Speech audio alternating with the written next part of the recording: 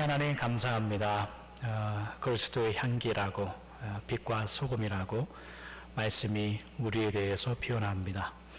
그렇게 되어가는 것도 아니고 부족한 우리를 빛과 소금이라고 하나님이 불러주셨으니 하나님 그 빛을 내고 향기를 발하고 냄새를 내는 우리가 되게 하여 주시옵소서. 이 시간에 귀하게 주님의 말씀을 듣기 위하여 우리의 영혼의 고개를 숙이오니 겸손하게 주 앞에 서게 하시고 겸손히 말씀하시는 하나님의 음성에 우리가 아멘으로 화답하여 우리 마음 깊은 곳에 심기는 복된 시간이 되게 인도하여 주시옵소서. 좋으신 예수님의 이름으로 기도하옵나이다. 아멘.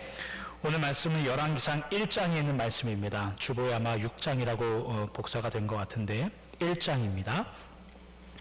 열왕기상 1장 32절부터 37절에 있는 말씀입니다. 열왕기상 1장 32절부터 37절에 있는 말씀을 저희가 한 절씩 교독하고 마지막 37절은 함께 읽도록 하겠습니다. 32절부터 제가 교독합니다. 다윗 왕이 이르되 제사장 사독과 선지자 나단과 여호야다의 아들 브나야를 내 앞으로 부르라 하니 그들이 왕 앞에 이른지라. 왕이 그들에게 이르되 너희는 너희 주의 신하들을 데리고 내 아들 솔로몬을 내 노새에 태우고 기온으로 인도하여 내려가고 거기서 제사장 사독과 선지자 나단은 그에게 기름을 부어 이스라엘 왕으로 삼고 너희는 뿔 나팔을 불며 솔로몬 왕은 만세수를 하옵소서 하고 그를 따라 올라오라. 그가 와서 내 왕위에 앉아 나를 대신하여 왕이 되리라. 내가 그를 세워 이스라엘과 유다의 통치자로 지명하였느니라. 여호야다의 아들 브나야가 왕께 대답하여 이르되 아멘. 내 주 왕의 하나님 여호와께서도 이렇게 말씀하시기를 원하오며 또 여호와께서 내 주 왕과 함께 계심같이 솔로몬과 함께 계셔서 그의 왕위를 내 주 다윗 왕의 왕위보다 더 크게 하시기를 원하나이다. 아멘. 한이라까지 있군요. 아멘. 앞뒤 잘하면 인사하고 시작하도록 하겠습니다. 오늘 아이들이 아프셔서 한 2가정 정도가 못 나오고 또 어른들은 출타를 하셔서 또 몇 가정이 출타하시고 그러셨습니다. 갑자기 추워졌는데 길도 미끄럽고 출타길 또 우리 아이들 빨리 회복하고 잘 돌아오기를 바랍니다. 오스왈드 챔버스라는 목사님이 있는데 이분이 꽤 유명하신 분이죠. 미국에서 하신 말씀 중에 하나가 뭐냐면 하나님을 믿는 사람들이 가장 큰 죄가 뭐냐면 자기 연민에 빠지는 것이다. 이제 이렇게 이야기할 때가 있어요. 자기 연민이다라는 말은 자기 스스로가 자기를 불쌍하게 생각하는 거죠. 하나님께서 함께 하시겠다고 약속까지 했는데 나는 외롭고 나는 혼자여서 불쌍하다라고 생각한다면 마땅한 성도의 삶이 아니다라고 이야기하는 거죠. 그와 반대로 생각한다면 이런 모습도 있을 수도 있죠. 나 혼자면 충분하다라는 마음입니다. 하나님께서 함께 하심에도 불구하고 나 혼자로서 하나님 충분합니다라고 이야기하는 것도 믿음이 없는 것과 같은 겁니다. 아무리 세상적으로 훌륭하고 크게 부하게 되고 유명해져도 성도라는 자들은 하나님이 없으면 충분하지 않은 자들입니다. 하나님이 계실 때에 우리는 넉넉하다고 이야기할 수 있는 것이 하나님을 믿는 자들이죠. 그러니까 성도님들이 자기 연민에 빠져 있다라고 하거나 하나님을 간절히 찾지 않고 하나님의 도우심과 은혜 안에 살지도 않음에도 있는 그런 분들, 그런 삶의 그 마음과 그 삶의 그 내면들을 쳐다보면 모두 다 자기들만의 성을 쌓고 있습니다. 누가 거기에 들어가지도 못하고 스스로가 나오지도 못하는 자기만의 성을 쌓고 있는 거죠. 견고하고 확실해 보이지만 사실은 무기력함과 무감각입니다. 하나님을 믿는 하나님의 자녀들은 내 성을 쌓고 내 어떠한 모습을 확고히 하는 것이 아니라 하나님의 성을 쌓고 하나님의 나라를 이루어가는 것이죠. 그것이 하나님께서 자녀들, 성도들을 부르시는 이유입니다. 저희가 앞으로 열왕기상 1장부터 시작하여 11장까지 나타나는 그 솔로몬의 인생에 대해서 이미 오래전부터 광고드렸다시피 솔로몬에 대한 이야기를 나눌 것입니다. 솔로몬은 아주 교회 안에서뿐만이 아니라 교회 바깥에서도 굉장히 유명하신 분이죠. 다윗의 아들로서 다윗의 대를 이어서 이스라엘의 왕이 되신 분. 그리고 다윗도 하지 못한 그 성전을 건축하신 게 이제 솔로몬 왕 시대에 있었던 이야기죠. 우리가 잘 알듯이 하나님께 지혜를 얻어서 아기를 반으로 쪼개는 이런 재판을 하면서까지 지혜로운 왕으로 알려져 있습니다. 그리고 솔로몬 왕 시대 이후에 이스라엘이란 나라가 남북으로 갈리게 되는, 그러니까 이스라엘의 전체의 역사에 있어서 이 솔로몬이라는 분은 굉장히 특별한 위치에 있습니다. 여러 가지 의미를 우리에게 주시는 분이 이 솔로몬 왕이죠. 그런데 우리가 사심을 버리고 그 솔로몬 왕, 위대한 왕이라는 어떤 선입견을 버리고 솔로몬을 유의해서 주의 깊게 성경을 읽고 본다면 거기에 의문스러운 점들이 한두 가지가 아닙니다. 과연 이런 왕, 이런 사람이 왜 왕이 되었나라고 할 정도의 사건들이 너무 많아요. 왜 하나님은 다윗 이후에 이런 솔로몬 같은 사람을 세우셔서 하나님의 나라를 이루어 가는가? 의문점이 한두 가지가 아닙니다. 그래서 1장부터 11장까지 우리가 앞으로 쭉 거쳐서 솔로몬에 대한 강의를 저희가 하려고 하는데 오늘은 그 서론적인 격만 저희가 나누도록 하죠. 열왕기상 1장 전체는 사실은 하나의 이야기로 되어 있습니다. 그래서 어느 한 본문만 탁 떼내기 힘든 것인데, 예를 열왕기상 1장 1절에 보면 다윗 왕이 나이가 많아서 침상에 누워 있다는 내용으로 이야기가 시작하죠. 지금 다윗의 나이가 많았던가 뭐 그런 건 아닙니다. 다윗이 나이 30세에 왕이 되고 40년간 왕 일을 하다가 이제 돌아가시죠. 죽죠. 그러니까 지금 열왕기의 상 2장에 가면 이제 다윗이 죽는데 지금 나이가 많아서 이제 침상에 누워 있어서 굉장히 아파하시고 있죠. 왜 이렇게 나이 70밖에 안 되는데 약하신가 생각해 보면 그 평생 동안 다윗은 전쟁을 했었죠. 그리고 인생의 절반을 거의 광야에서 도망 다녔던 인생이었기 때문에 몸이 그렇게 약해지지 않았는가 이제 이런 생각을 하기도 합니다. 이렇게 다윗의 몸이 굉장히 약해진 상황에서 오늘 보면 5절에 보니까 다윗의 네 번째 아들 아도니아라는 사람이 나옵니다. 다윗의 네 번째 아들인데 그 세 번째까지는 다 죽었어요. 전쟁통에 죽고 반역해서 죽고 쓸데없는 짓 하다 죽고. 그러니까 형들이 이미 죽은 까닭에 자연스럽게 왕권이 자기에게 흘러 들어올 수도 있죠. 그럼에도 불구하고 이 아도니아라는 네 번째 아들이 군대 장관 그리고 제사장 그리고 다윗의 신하들 자기의 다른 동생들을 데리고 다윗을 이은 왕이 내가 될 것이다 라고 합니다. 이것이 반역인지 아니면 그것에 다른 의미가 있는지 성경이 우리에게 깊이 한번 생각해 보라고 합니다. 그래서 1장 6절에 보면 이런 구절이 있어요. 그는 압살롬 다음에 태어난 자요 용모가 심히 준수한 자라 그의 아버지가 네가 어찌하여 그리하였느냐고 하는 말로 한 번도 그를 섭섭하게 한 일이 없었더라. 한 번도라는 말은 평생이란 말이에요. 다윗이 그 아도니아라는 네 번째 아들에게 너 어찌 그 모양 곱거리냐라고 말한 적이 평생 동안 한 번도 없다는 이야기예요. 다윗이 다른 아들이 못난 짓 하면 뭐라고 하도 네 번째 아들 아도니아가 다른 부족하다면 아무 말 안 하고 입 다물고 있었는가 그런 의미가 아니라 아도니아 네 번째 아들은 그만큼 다윗의 마음에 들게 생활했다는 뜻이에요. 다윗이 특별히 다른 것을 지적할 만한 일이 없을 만큼. 그러니까 그 말은 다윗만큼이나 다윗이 따랐던 그 하나님의 믿음의 길, 말씀의 길을 이 아도니아도 크게 벗어나지 않고 아버지를 따라 그렇게 살았다는 뜻이에요. 나중에 솔로몬이 실제로 다윗을 이은 왕이 되죠. 그때 2장에 넘어가면 2장 15절에 솔로몬에게 가서 이 아도니아가 하는 말이 뭐냐면 네가 왕이 된 게 하나님의 뜻인 것 같다 이렇게 이야기합니다. 그러니까 그렇게 정도의 수준에 있는 게 아도니아 넷째 아들이었어요. 근데 그에 반해서 이 아도니아가 왕이 되려고 하는 이 순간에 이 계획에 반하는 사람들이 있었어요. 그게 누구냐면 선지자 나단 그리고 분하야 그리고 솔로몬의 어머니 바세바가 있었습니다. 선지자 나단이 바세바를 찾아와서 하는 말이 뭐냐면 아도니아가 왕이 되었습니다.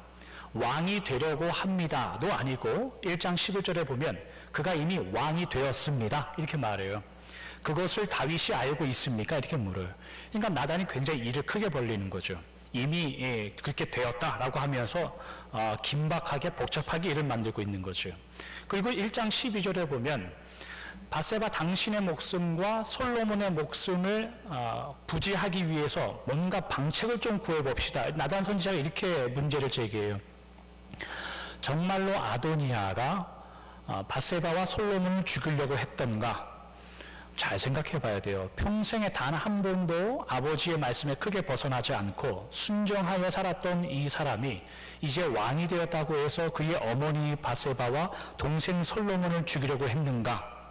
성경은 아도니아가 그러려고 했다라고 기록한 데가 한 구절도 없습니다.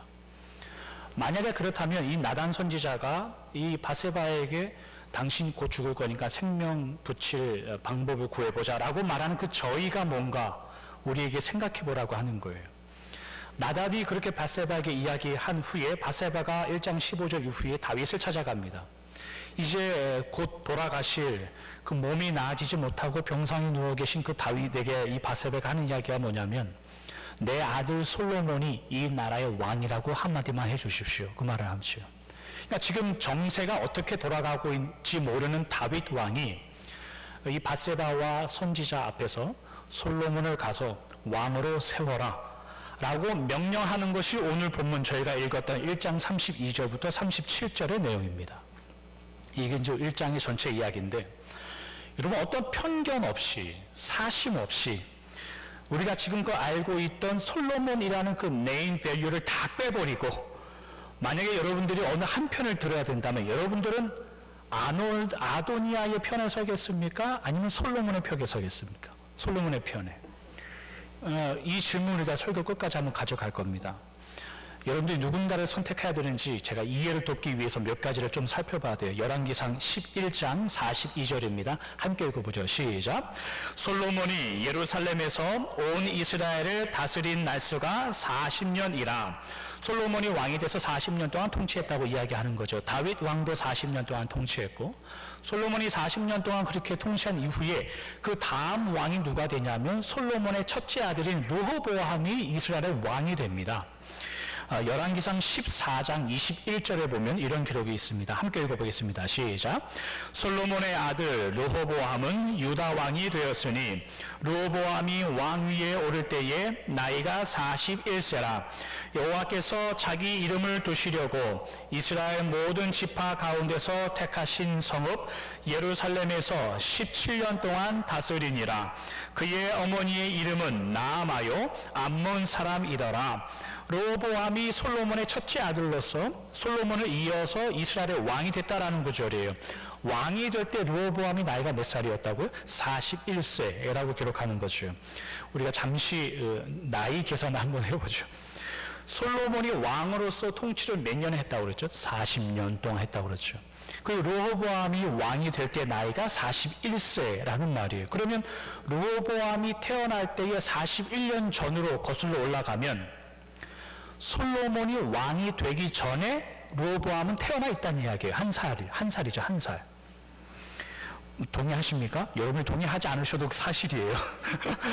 41년 전으로 돌아가면 솔로몬이 40년 동안 통치했으면 그 전에 한 살이라는 이야기잖아요. 르호보암이 이미 태어나고 있다는 이야기잖아요. 여기서 중요한 게 있어요. 솔로몬의 아내이자 르호보암의 어머니가 어느 출신이고 이름이 뭐라고요? 이름은 나암하고 출신은 암몬 출신이다 그런 거예요. 암몬 출신은 이방 여인이라는 뜻이에요. 솔로몬이 첫 번째 정실 부인은 누굴 데려왔냐면 이방 여인을 데려왔다는 뜻이에요. 그리고 그 사이에서 아버지 다윗이 멀쩡히 살아있는데 자식까지 낳았다 이 뜻이에요. 다윗의 아들 솔로몬이 어떻게 아버지가 돌아가지 않았는데도 이방 여인과 결혼해서 아들을 낳을 수 있는가? 정상적으로 생각하면 지금 다윗 왕은 이제 며칠 있으면 돌아가십니다. 성경의 기록상에 의하면. 아무리 다윗이라도 한 사람의 인간으로서 아버지로서 지금 돌아가실 그는 그의 영향력이 솔로몬의 영향력은 넘지 못한다는 뜻이에요. 그렇기 때문에 솔로몬이 그런 일을 자행하고 있는 겁니다. 그러면 이 솔로몬이 첫 번째 정신부의를 다른 이방 여인을 데려와서 삼았는데 이 일에 대해서 하나님은 어떻게 평가하셨을까요? 열왕기상 11장에 가면 하나님이 이스라엘 백성들, 이스라엘 나라를 솔로몬에게 뺏어온다고 표현합니다. 그러니까 솔로몬에게 너 더 이상 왕 그만해야 되겠다 라고 징계하시는 장면이 열왕기상 11장에 나오는데 11장 전체가 왜 솔로몬의 왕위가 폐위되는가의 이유들이 거기 나와요. 근데 그 첫 번째 이유가 뭐냐면 열왕기상 11장 2절에 있는 말씀입니다. 여호와께서 일찍이 이 여러 백성에 대하여 이스라엘 자손에게 말씀하시기를 너희는 그들과 서로 통혼하지 말며 그들도 너희와 서로 통혼하게 하지 말라. 그들이 반드시 너희의 마음을 돌려 그들의 신들을 따르게 하리라 하셨으나 솔로몬이 그들을 사랑하였더라. 하나님께서 절대로 이방 여인들과 결혼하지 말라고 그러셨어요. 금지하셨습니다. 왜냐하면 못난 이스라엘이 그 화려한 이방 우상들의 모습을 보고 정신없이 따라갈 것이 분명했기 때문에 그렇게 하지 말라고 했어요. 그런데 솔로몬은 그 여인들을 사랑하였더라 이렇게 나온단 말이죠. 하나님이 금하셨음에도 불구하고 솔로몬은 사랑하였더라 이렇게 나오는 거예요. 그 사이에서 첫 번째 이방 정실분에서 태어난 아들이 르호보암이에요. 오늘 본문에 나단 선지자와 밧세바가 그 곧 있으면 돌아가실 그 다윗 왕을 찾아와서 솔로몬 왕 시켜주십시오라고 이야기할 때 솔로몬 옆에는 이미 이방 여인과 르호보암이 서 있다는 이야기예요. 어렵지 않죠? 저희는 지금 아도니아와 솔로몬 두 왕 중에 여러분 같으면 누굴 선택하겠습니까? 이 질문에서 지금 여기까지 왔어요. 여러분의 선택을 돕기 위해서 저희가 한 가지만 더 살펴보죠. 열왕기상 6장에 가면 6장 1절에 솔로몬이 통치하기 시작한 지 한 4년 정도가 돼서 하나님의 성전 건축을 시작합니다. 6장 마지막 38절에 보면 성전 건축이 7년 만에 끝납니다. 근데 7장 1절에 바로 뭐가 시작하냐면 솔로몬이 자기의 왕궁을 짓기 시작합니다. 몇 년 동안 짓냐면 13년 동안 짓습니다. 그러니까 하나님의 성전은 7년 동안 짓는데 솔로몬 자기의 왕궁은 13년 동안 짓습니다. 그러니까 외세로부터 공격해오는 그 침략이나 아니면 그 이스라엘의 보호를 위해서 왕으로서 그렇게 할 수 있지도 않겠는가라고 생각할 수도 있죠. 그러면 솔로몬은 그 하나님의 백성과 나라의 왕으로서 그 성전의 건축과 자신의 궁을 건축할 때에 어떠한 마음과 어떠한 자세로 이 건축을 진행해야 했을까요? 그리고 실제로 솔로몬은 어떠한 마음을 가지고 있었을까요? 성경의 곳곳에 보면 힌트가 나와요. 어떤 힌트가 나오냐면 열왕기상 12장 4절에 있는 말씀입니다. 함께 읽어보죠. 시작. 왕의 아버지가 우리의 멍에를 무겁게 하였으나 왕은 이제 왕의 아버지가 우리에게 시킨 고역과 매운 무거운 멍에를 가볍게 하소서. 그리하시면 우리가 왕을 섬기겠나이다. 이게 지금 르호보암의 이야기인데 솔로몬이 죽자 그의 아들 르호보암이 왕이 됩니다. 그러니까 그 바로 이전 구절을 보면 이스라엘의 온 백성이라는 표현이 있는데 온 백성이 르호보암 왕에게 찾아옵니다. 솔로몬이 죽자마자 찾아와서 하는 이야기가 뭐냐면 왕 당신의 아버지 솔로몬이 우리의 평생에 멍에만 지우다 가셨습니다. 새로운 왕이시여 우리에게 있는 고역과 무거움을 가볍게 해주십시오. 그러면 우리가 평생에 당신을 왕으로 섬기겠습니다 라는 말이에요. 솔로몬이 성전을 건축하고 그리고 자신의 왕궁을 근 20년 동안 건축할 때 가지고 있었던 마음이 뭐냐면 목표와 성취만 있었어요. 그 백성들의 마음을 헤아려서 어떻게 함께 하나님의 나라와 이 사역을 이루어 갈까의 마음이 아니에요. 이스라엘 백성들에게는 고역이고 채찍이란 말이죠. 권력으로 다가가기 시작했어요. 이스라엘 백성들에게.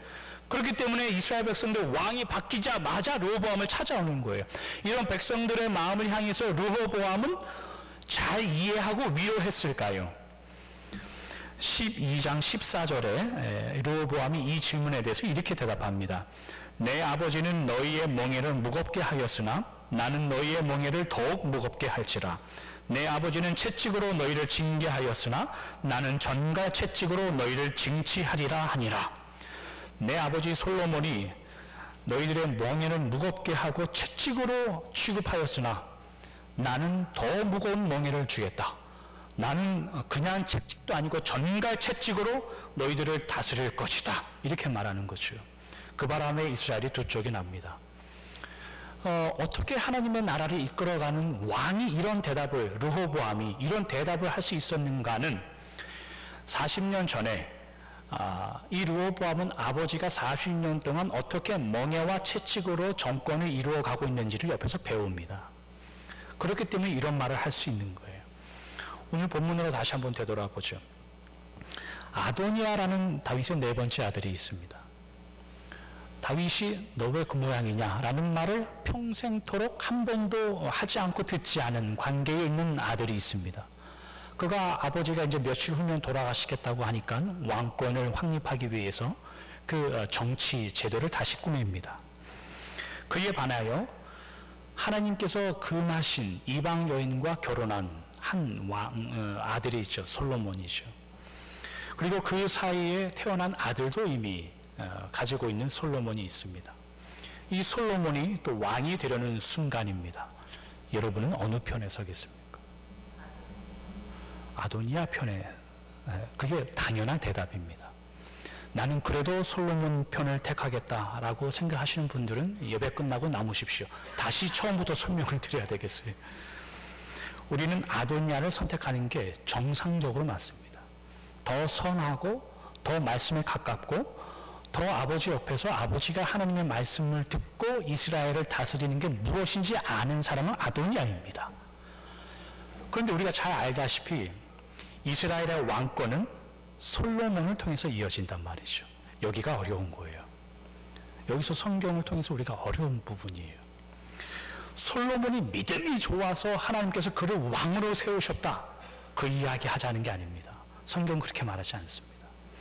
열왕기상 1장이 솔로몬의 이야기로 시작하면서 우리에게 무엇을 설명하고 싶으냐면 솔로몬은 믿음으로 하나님께 지혜를 구할 정도의 수준의 믿음이 되어서 다윗의 그 왕권이 솔로몬에게 갔다라는 사람이 아니라 솔로몬 오히려 이방 여인을 자기의 마음대로 데려왔을 뿐만 아니라 그 사이에서 난 아들도 있었고 자기가 가지고 있었던 그 권력, 상대방을 향한 그 오해, 이런 모든 것들을 뒤로 감추고 나단 선지자와 어머니가 계략을 꾸면서 왕이 되는 일에 잠잠하고 있는 사람으로 나오는 거예요. 그리고 왕을 차지하는 사람으로 나오는 거예요. 더 쉽게 말하면 다윗이 가지고 있었던 그 믿음의 계보가 솔로몬에게 흘러가서 왕이 태어났다가 아니라 권력을 숨기고 욕심을 숨기고 계략으로 왕이 된 어떤 자가 서게 되고 있는 거예요. 솔로몬을 생각할 때 여러분, 솔로몬이 믿음으로 하나님의 나라를 이어받아서 준비된 왕이겠습니까? 그런 자로 소개되고 있는 것 같습니까? 아니면 하나님의 나라를 망치는 자로 소개되고 있는 것 같습니까? 하나님의 나라를 망치고 있는 사람입니다. 여러분들 표정이 목사님 솔로몬을 너무 심하게 다루는 거 아닙니까? 라는 표정이지만 우리가 선입견을 빼고 성경을 읽으면 솔로몬은 그렇게 보입니다. 하나님의 나라를 믿음으로 이어가는 자가 아니라 하나님의 나라를 깨고 있는 자로 나오는 거예요. 망치고 있는 자로 나오는 거죠. 근데 하나님은 놀랍게 그 솔로몬의 일을 내버려 두신단 말이죠. 여기가 우리가 생각해 볼 대목인 겁니다. 하나님의 나라를 망치고 깨버리는 이 일이 솔로몬 혼자의 하루 한 사람의 그 시대의 일만은 아니었습니다. 오래전에 야곱이라는 인물이 있었죠. 창세기 25장 29절부터 이야기인데 야곱이 죽을 쑤었더니 에서가 들에서 돌아와서 심히 피곤하여 야곱에게 이르되 내가 피곤하니 그 붉은 것을 내가 먹게 하라 한지라. 그러므로 에서의 별명은 에돔이더라. 야곱이 이르되 형의 장자의 명분을 오늘 내게 팔라. 우리가 잘 아는 내용입니다. 이삭에게 두 명의 아들이 있었죠. 첫째는 에서인데 사냥을 좋아하고 둘째는 야곱인데 집에 있는 것을 좋아합니다. 조용한 사람이죠. 어느 날 에서가 사냥을 끝나고 피곤한 몸을 가지고 집으로 돌아왔습니다. 그랬더니 야곱이 죽을 끓이고 있죠. 동생 야곱아 죽 한 그릇만 줘라. 야곱이 안 줍니다. 참 형이 죽 좀 한 그릇 달라는데 안 줍니다. 이 동생. 그러면서 하는 이야기가 뭐냐면 형에 있는 모든 장자의 권리를 내게 넘기시오. 그 예서가 그렇게 하자. 그래서 이 죽 한 그릇과 이 장자의 권리를 뒤바꾸는 내용입니다. 우리는 이 장면을 보면서 에서는 장자권을 소홀히 여기는 저런 죽일 놈, 야곱은 하나님의 신실한 믿음을 가지고 이 좋은 기회를 타서 장자의 권리를 산 믿음으로 훌륭한 분, 이렇게 볼 수 있습니까? 그렇게 볼 수 없습니다. 왜냐하면 이미 하나님은 그 리브가가 쌍둥이를 잉태하였을 때 이미 약속을 줬죠. 큰 자가 작은 자를 섬길 거다. 이미 하나님의 계획과 섭리는 선포되어진 상태이죠. 이삭도 알고 리브가도 압니다. 아마도 그 자식들도 알았을 겁니다. 하나님의 섭리와 하나님의 뜻을 아는 자들은 그저 믿음 속에 최선으로 하나님의 말씀에 기준하여 살아가면 하나님이 반드시 완성해 갑니다. 근데 야곱은 그것을 쟁취합니다. 쟁취. 야곱은 이 일 때문에 그의 생명의 위협을 받고 쫓기는 신세의 사람이 되죠. 혹은 야곱이 그렇게 쫓아나서 이스라엘이 된 거 아니냐라고 말할 수도 있겠죠. 그러나 그건 나중 일이에요. 하나님이 그렇게 만들어 버리신 거죠. 야곱이 장자권을 자신의 괴락과 욕심으로 쟁취한 이 일이 그가 지혜를 사용하여서 하나님의 뜻을 이루어가는 것일까요? 아니면 큰 자가 작은 자를 섬길 것이다 라고 말한 하나님의 섭리와 계획을 망쳐버리는 일일까요?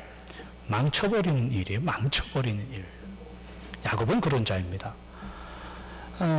그러나 놀라운 것은 그 망쳐버리는 그 부족한 믿음 속에 하나님은 그를 이스라엘로 만듭니다. 그랬기 때문에 그랬다. 이건 운명론자들이 하는 이야기입니다. 그의 망쳐버림을 하나님은 쓰셔서 하나님의 뜻을 계속해서 이루어 가신다라는 뜻이죠. 솔로몬이 거치고 우리가 아는 모세도 나오고 아브라함도 나오고 다윗도 나오고 이런 모든 분들을 다 거쳐서 나중에 예수님까지 이어지는 거죠. 좀 잘 생각하십시오. 구약 성경에 있는 모든 하나님의 백성들은 이를 다 망쳐놨습니다. 신약으로 넘어와서 예수님을 대적하는 그 빛이 어둠에 들어와서 어둠이 모든 일을 다 망쳐버렸어요. 더 쉬운 말로 하면 우리도 늘 망칩니다. 우리도 늘 하나님의 일을 망쳐요. 그 마음들이 늘 허망한 데에 더 빠릅니다. 알아서 망치고 몰라서 망칩니다. 하나님을 깊이 알아서 망치고 몰라서 망칩니다. 바빠서 망치고 한가해서 망칩니다. 배워서 망치고 못 배워서 망칩니다. 늘 망칩니다. 우리는. 그럼에도 불구하고 우리가 확인하는 게 뭘까요? 교회와 하나님의 나라는 너희들이 망쳐서 끝나지 않는다. 그것이 성경이 말하는 바입니다. 하나님을 믿는 하나님의 자녀들은 그렇게 망치고 끝나지 않는다라는 거죠. 우리는 늘 망쳐서 흙탕물로 우리의 모든 인생과 하나님의 나라를 만들어 놓습니다. 그러나 성경은 그 흙탕물 속에 예수님의 보배를 심겨놨다 그렇게 이야기하죠. 그것을 고린도후서 4장 7절은 질그릇에 담긴 보배라고 이야기하는 거죠. 우리는 한 마리의 미꾸라지처럼 계속해서 흙탕물을 만듭니다. 그 질그릇 같은 하나님의 나라, 여러분들의 인생, 우리의 교회 모습 속에 하나님은 보배를 심겨놔서 하나님의 나라를 이루어 간다는 뜻입니다. 그것이 솔로몬의 이야기입니다. 저희가 앞으로 이제 11장까지 솔로몬의 이야기를 나누고 오늘은 그 서론에 해당하는 부분만 나눴습니다. 말씀을 정리하도록 하죠. 다윗의 뒤를 이어서 솔로몬이 왕으로 세워졌습니다. 그러나 솔로몬이라는 인물은 우리가 기대하는 것만큼 그렇게 훌륭한 믿음과 모습을 가지고 왕권을 이어받는 게 아니라는 거죠. 하나님의 나라의 왕으로서 심상치 않습니다. 고욕을 주고 멍에를 주고 채찍으로 왕 노릇을 했던 게 솔로몬입니다. 그 가운데 어떻게 하나님의 나라와 교회와 하나님을 믿는 자들을 이끌어 가야 되는가에 대한 개념이 전혀 없었습니다. 망친 사람이 와서 실제로 망쳐버립니다. 이스라엘 나라를. 하나님의 나라가 그렇게 망쳐지면 하나님의 능력과 하나님의 기사와 하나님의 계획이 망쳐지는가? 성경은 그렇지 않다라고 대답하는 거죠. 그것이 솔로몬의 이야기죠. 우리의 현실에 돌아보아 이야기하면 여러분들의 계획과 믿음의 수준과 하나님을 아는 정도는 늘 망칠 겁니다. 여러분들이 우리가 그럴듯하게 주일날 여기 와서 앉아 있어도 우리는 늘 그러한 인생을 살아가죠. 세상 사람들이 볼 때에 야, 너 교회 다니면서 그러냐? 이런 말 하죠. 교회 다녀도 별거 없구만 라고 이야기하죠. 교회 오래 다녀서 좀 사람처럼 된 줄 알았더니 그래도 못나구만, 그런 이야기하죠. 그런 환경과 정황 속에 하나님의 이 말씀, 솔로몬의 이야기는 그래도 너희들은 너희답게 내가 만들어 갈 것이니 기죽지 말아라, 사실이 그런 거죠. 그럴듯한 자가 있었음에도 하나님은 솔로몬이 왕이 되는 이 일에 하나님은 허용하시고 잠잠하십니다. 왜냐하면 하나님이 하실 것이기 때문에 너희들이 얼마나 부족한가를 계속해서 확인하라, 그런 거죠. 하나님께서 여러분의 인생들을 다시 세우실 겁니다. 아니, 늘 세우고 계셨습니다. 여러분의 인생을 여러분들이 하는 그 결정에 의해서 망쳐버리게 놔두지 않을 겁니다. 그게 하나님의 성실함이십니다. 솔로몬의 인생을 통하여 그 길을 확인하시고 여러분의 인생이 어떠한 길로 인도하심을 받고 있는가를 앞으로의 말씀을 통하여 계속 확인하시길 주님의 이름으로 축원합니다. 기도하겠습니다. 하나님 감사합니다. 열왕기상 1장부터 솔로몬에 대한 이야기를 저희가 시작합니다. 나눕니다. 하나님께서 세우신 그 믿음의 조상 다윗, 그 하나님의 나라가 이상하게 솔로몬 시대에 믿음으로 이어지지 않습니다. 말씀으로 세워진 그 나라가 말씀과 신앙으로 이어지지 않는 게 우리는 이상할 따름입니다. 우리의 생각과 우리의 마음 같아서는 조금 더 그럴듯한 자가 먼저 나오고 조금 더 하나님의 마음에 합한 자가 나와서 하나님의 나라가 힘있고 능력있게 세워지기를 하는 기대와 그런 바람으로 성경을 읽지만 실제 하나님의 그 성경의 내용은 그렇지 못하고 부족하고 눈이 멀고 망쳐놓는 사람들이 더 많이 있습니다. 그러나 주님, 그런 모든 정황과 상황 가운데에서도 하나님은 하나님의 뜻을 이루셨고 마침내 예수님을 보내셔서 우리를 구원해 주셨습니다. 우리의 마음은 변하고 우리의 생활은 변하고 우리의 삶의 정황은 우리의 형편에 따라 오락가락하지만 하나님은 변하지 않는다는 것을 배우니 그 사랑이 우리를 붙잡고 있으며 그 하나님의 마음이 우리를 붙잡고 있다는 것을 늘 믿음으로 고백하여 아멘하여 살아갈 수 있도록 축복하여 주시옵소서. 그 사랑이 우리를 붙잡고 있으며 그 하나님의 능력이 우리를 붙잡고 있음을 깨달아 날마다 주 앞에 감사하여 살아갈 수 있는 복된 성도의 삶을 살아갈 수 있도록 함께하여 주시옵소서. 좋으신 예수님의 이름으로 기도하옵나이다. 아멘. 찬송가 183장 함께 찬송하시면서 준비한 봉헌하도록 하겠습니다.